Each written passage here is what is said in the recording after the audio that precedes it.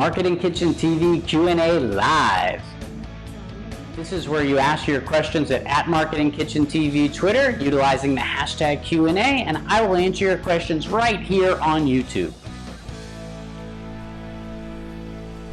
Welcome, marketing chefs. I've got something truly special cooking in our Omni-Channel oven today. Marketing Kitchen TV Q&A Live Chapter 9. Up next in the Marketing Kitchen.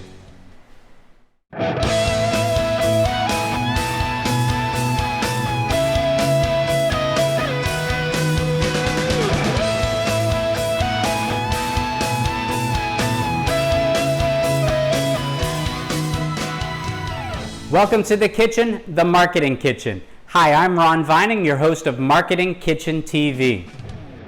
Marketing Kitchen TV Q&A Live. This is where you ask a question on Twitter with the hashtag Q&A, and I will answer your questions here in the Marketing Kitchen.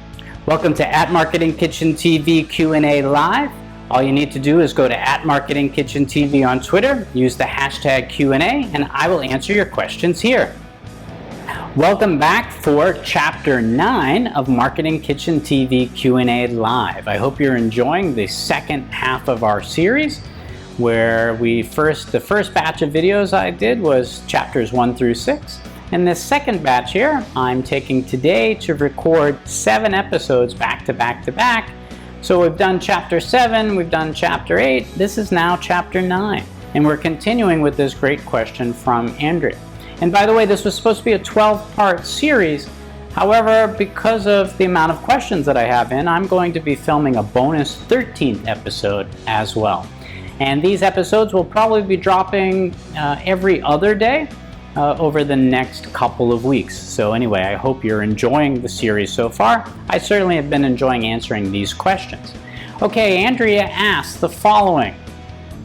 With the increase in social media outlets and digital platforms, how can email marketing stay current? How much emphasis should a brand put on email marketing versus other avenues? Okay, that's a great question. As many of you have probably realized by doing some research about EDM versus social media, EDM, especially on mobile, is far more effective than social media. Surprise, surprise. Most people, again, I'm amazed by some engagement, not just with you all on LinkedIn, Twitter, and then here on YouTube. Most people that I talk to believe that social media is just this amazing new technology, and it is the only way to reach out to one's customer. And that couldn't be farther from the truth. It is just social media or digital marketing. Well, digital marketing isn't just social media. So digital marketing would include what you're talking about within EDM.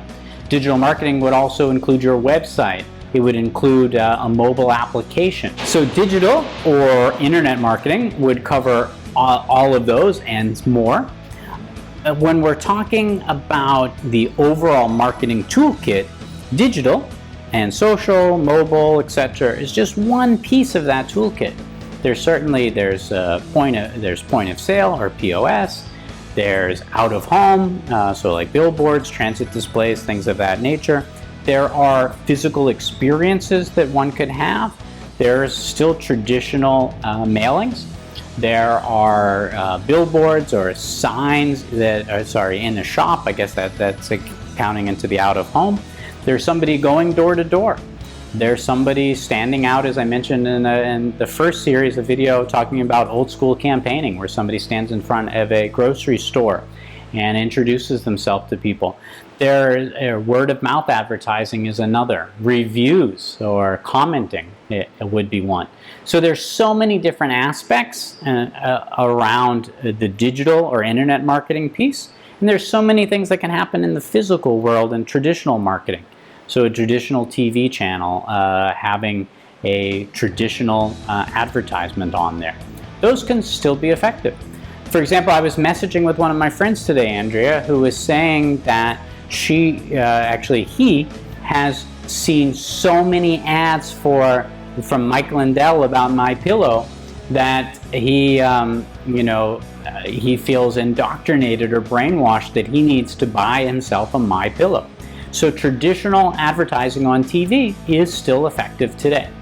All right, so you're asking me really though about how can email marketing stay current? Well, email marketing is still killer. It is still better and more far-reaching, more successful, especially with conversions, than social media marketing. So how does it stay current? Does it need to? And of course, we talked, as I answered a prior question, about making sure you hire an email service provider. You would hire a consultant potentially too, who specializes in that. Just as I mentioned, if you were going to do a direct mail, that you would want to hire the right type of mail house to put something like that together. When I used to do political campaigns, we were always utilizing mail houses. So I would have somebody that worked with me on the CRM and the database about who the voters were that we'd be targeting. I had another provider who was developing or printing my direct mail for me. And so these were people who are experts in what were the latest trends and the type of mailers that can go out. And then me being a content marketer, I of course was working on the content that was that. And then I mentioned that there was somebody who I used to have a partnership with in a business who specialized specifically in political campaign direct mailing. So utilizing all of these experts plus my own expertise on that is how we would put a mailer together. Same thing you would want to do with email marketing as well. And you want to use tracking, of course, in your EDMs to make sure that you are seeing what exactly people are clicking on and engaging with in the email. And you want to ABCD test that email. You at least want to do an A/B test to see either what content or what subject line is most or more effective, so that you are not wasting your time and your money on that. So how much emphasis should a brand put on email marketing versus other avenues was your second question here. Well, that would really depend upon your business. It'd be really hard for me to answer on a percentage basis whether you should put 50% into EDM or whether you should put 50% into social ads, and or content, or well, it's more than that. Obviously, somebody actually has to make those ads. If perhaps it's you're doing it in-house or you have an external team there. So how much emphasis though should a brand put on there? Because I guess you're not really asking me for a dollar amount. I would say brands, if you're looking to convert. So these questions are tough to answer because it's really a case-by-case basis about what the company wants to do, who the consumer is, what your goals or objectives are, and then what channels you have available to you to make that engagement. I would, if I'm looking to convert, especially if I'm looking to convert on mobile, I would certainly use EDM with a link that is clickable. That would make me, so that way with the EDM, with my own list, I can target specifically customers that I know are going to want to engage with this particular content. I will send that EDM out at the right particular time and with the right content of value that they'll click on it, that they could then, because they're on mobile, they could make use of that immediately as they're clicking. In terms of, and with geo-targeting and everything, it just adds a whole other level to EDM as well, so that you know that you're reaching out to somebody at the right time, so that they're actually receiving that email at the time that they're in store. Bravo. If I were going to be deciding whether or not I was going to do that type of advertising, so EDM, as opposed to a promoted post on Facebook or on Instagram, that would be a tough call because it depends upon whether or not I'm trying to get somebody to download an app or go to my e-commerce platform, as opposed to I'm looking for somebody to engage with the content right then and there on their mobile device. Let me give you an example. If I'm, and this twofold here, if I'm targeting a professional, then I might want to go with the EDM during the morning commute if I'm Starbucks, because I know that they're checking their emails at that, and while they're checking their emails, if they get a subject line that says, or they see in the preview, the coffee cup or whatever, the food item, I know that catching them while they're on the train is going to be the right time of day to do that, in the morning or the lunchtime or whatever it might be, as a way to engage them, to get them to buy or the product at that specific time. If I'm looking at a non-professional, then I might be doing that promoted post for Starbucks on Instagram or Facebook, but I'd be doing that at a different time of day, again, depending on who that customer is that I'm looking to reach. And it could even be the same content in that, whether it's the EDM or the promoted post, but it's about when and how I'm packaging it based upon who I'm targeting. So the other avenues there are plenty of other avenues, Andrea, and of course I would advocate for an omni-channel approach. I would expect that the Metro, the free paper that somebody's getting in the morning, would have that same ad in there, or there would be out-of-home display either in the train station, on the platform, speaking of platforms, or in the train itself, or on the bus, or right when you get out of the station, and basically an arrow saying Starbucks is just to the left and 5 steps away, whatever it might be. Then Starbucks would be utilizing their physical location, the signage. Maybe they've got something out on the street pointing you into the store. Again, those are all forms of shopper marketing or POS types of things. So it's really about an omni-channel approach, Andrea, and I would say that you want to divide it up best that suits that engagement of here you are the brand, here you are the customer, these are the channels, this is the message, this is your objective of how to reach out. Fantastic question. Thank you very much. All right, so so we started. That was question number 1 for chapter 9 here, of our 13 chapter series. Okay, JF asked the following: can spam does not need to be more specific. It needs to empower the FTC, make more applicable rules and regulations to current market needs. What are some ways the FTC can target nefarious actors under can spam? That's a great question, JF. I actually don't have off the top of my head, I don't have a specific answer for you, because this is not an area that I specialize in. So I'm not actually, at the current moment anyway, I don't have an FTC hat on as to ways to stop with nefarious actors as it relates to can spam.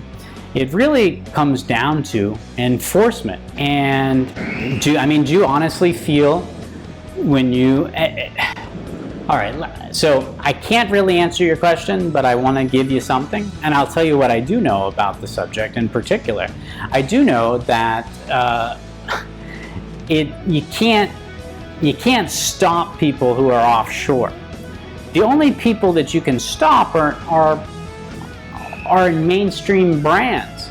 But mainstream brands are being smart, and they don't want to run afoul of regulations because they don't want to get fined.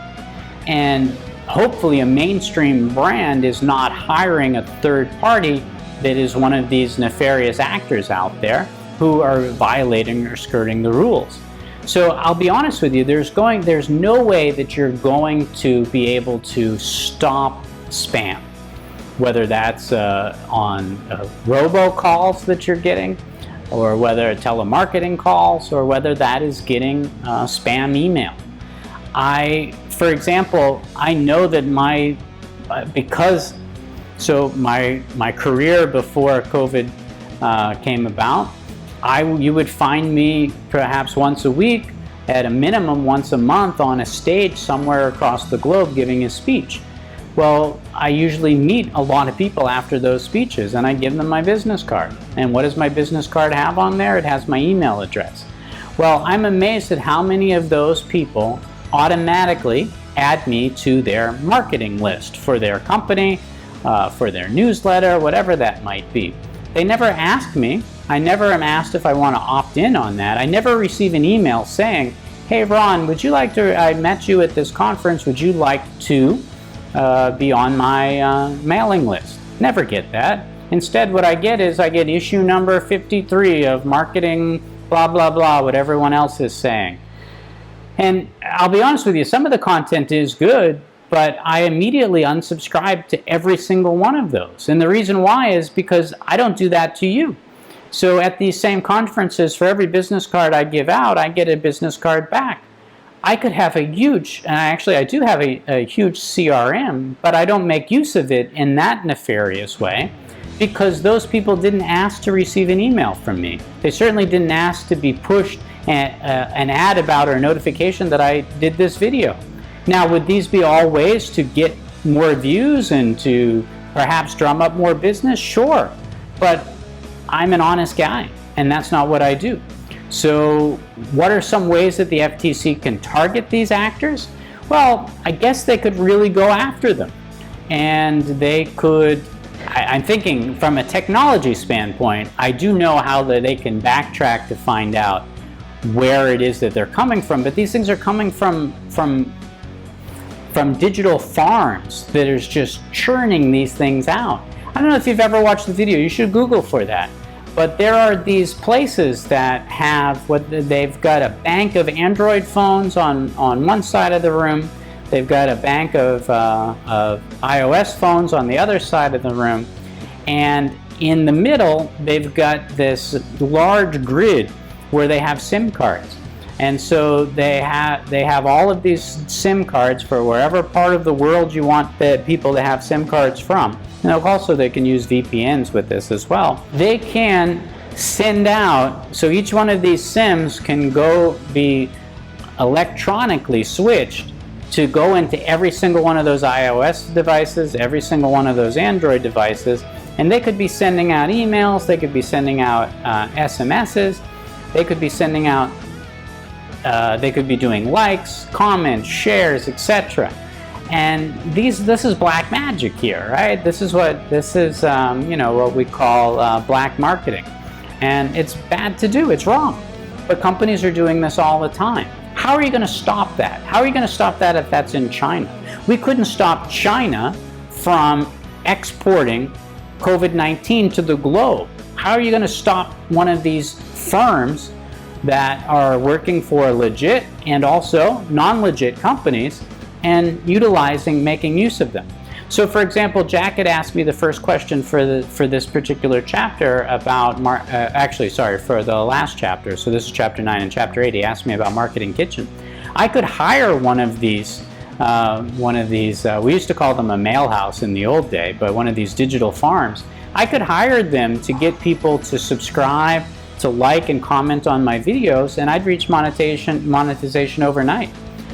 When I see my posts on LinkedIn only getting 5 legitimate pieces of engagement, and then I see somebody else getting 5,500, and then I look at them and I can tell that they're all spam, I can see that that's what they're doing.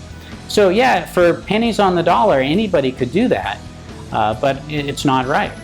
But again, your question is about what are some of the ways the FTC can target these actors. Well, I look at it this way, it's the same thing as knockoffs. How are you going to stop knockoffs coming out of China or India or Mexico? The only way you can do that is if you go to the source. So the FTC would have to, so Secretary Pompeo through the State Department would have to be working with the consumers, so working with the FTC, working with brands, and then working with foreign governments, and then being able to send SWAT teams in to shut these places down once they were backtracked to there, even if they could track that they were there. Never ending, JF. I don't know. In the comments section below, I'd like to hear what your ways are that you would think that this could be targeted. And then we can continue the conversation in the discussion section. All right, thanks a lot. We'll take the next question then, all right? So next up we got Lorna. And Lorna's question is, email marketing or EDM, acquire and maintain clientele via newsletters, catchy subject, and promotion. In the future, will there be a reverse of roles where social media marketing are more effective and prevalent than EDM? All right, so you're going to under the premise that we've talked about, that EDM is more successful than social media marketing. And you're asking whether I feel that this will switch. So will social media marketing at one time pick up and become more successful than EDM? I can't honestly, I don't honestly have an answer for that, so it just would be my opinion. My opinion is that EDM will remain more successful than social media marketing, and I'll tell you why. Social media marketing, so when I first got started in social media marketing, it was so easy, and the reason why is there were so few people doing it. Today, everybody's doing it. Some people are doing a great job, other people are doing a bad job, but it's still all noise.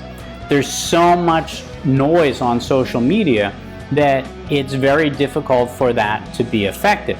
Certainly organic is dead.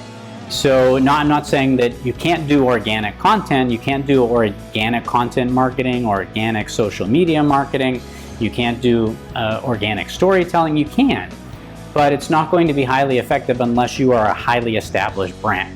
So if you're not if you're not a highly established or popular brand, or you're not coming from a third-party source, so if you're not like an entertainment artist, or you're not an actor, or you're not a news host, or a famous writer, okay, or an athlete, if you're not coming from that position where you're utilizing other channels to then amplify what you're doing on social, then organic is just not going to work. So you're going to have to pay. And once people realize that everybody has to pay, everybody's going to pay. And then you're just going to see more and more ads. So social media, Lorna, in my opinion, so social media marketing is going to become, if it's not already, so over-congested with so much noise that it's not going to, we get to the next form of web, whatever that will be, that it will be the new novel toy in the toolkit of marketers, and also the joy of consumers. So I think that even though your email inbox becomes more and more inundated, people are smarter about how they access email and engage with email, and relevant EDMs coming in, I believe, will still be more effective than even the very best video, meme, promoted post, app, etc. that you're going to see on social media, even from your most admired influencer. That's just my opinion. I hope my answers or explanation was helpful. If not, and I'd like to know, you let me know in the comments below. I'd like to know if you think that's the case and why. All right, thanks a lot, Lorna. Final question today for this particular episode is from Sheila. So this is chapter 9 of our 12 with a bonus 13-part series. Okay, and so you're closing us out for chapter 9 here, Sheila. Is single opt-out in marketing obsolete or just a safe bet? If you can combine delivery confirmation and foster engagement while remaining lawfully compliant, why wouldn't you double down? All right, let me read that one again. You tried to trick me the last time, Sheila. All right, is single opt-out marketing obsolete or just a safe bet? Well, I like single opt-out. I don't think that is, I actually enjoy that. I hate when I hit unsubscribe and I go there and I can't just opt out of one. I've got to go through the hassle of doing that. I think that that is I can understand why brands wouldn't want to go in that route. And I understand even myself, when I unsubscribe, that doesn't mean that I actually don't want to ever hear from that brand again. It just means that I want to hear from that brand differently. And so I appreciate the tiers aspect of that. If you can combine delivery confirmation and foster engagement while remaining lawfully compliant, why wouldn't you double down? Well, yeah, I agree then. So actually, I don't feel tricked. I understand what you're saying now. If, again, it's just about remaining compliant. So you want to comply with the law, of course you do, but you also don't want to, put a gun to the head of your brand where you are killing off your digital conversation with your customers completely or totally. So I really believe that you should give the customer the best options that are available. In my opinion, you always want to ask the customer to opt in, because as a pure marketer, and that's why I'm not always the best at it, but as a pure marketer, I only want to take up your time if you want me to take up your time. Even though I've got the best content on the planet, I don't believe that I should shove that down your throat or put that in your face. I should ask you first whether or not you want to engage with that content. So that's where I'm coming from on that. And so I would double down if I'm given the option to do that. Great question, Sheila, and thank you very much for helping us to close out Chapter 9 of our Summer 2020 Marketing Kitchen TV Q&A live series. Thank you so much. The next question that will be coming up in our next chapter will be from, do I keep you anonymous? And so we'll pick up with Summer when we are back for Chapter 10 in our next episode. All right, I look forward to seeing you then. Thank you. I hope you enjoyed this episode of Marketing Kitchen TV Live. This is where you ask your questions on Twitter at MarketingKitchenTV utilizing the hashtag Q&A, and I answer your questions right here in the Marketing Kitchen. I hope you enjoyed this episode. Remember, there's always fresh content simmering on our storytelling stovetop, so whatever happens in this kitchen shouldn't stay in this Marketing Kitchen. I'm Ron Vining, your host, reminding you to invite your family and friends to the next episode of Marketing Kitchen TV.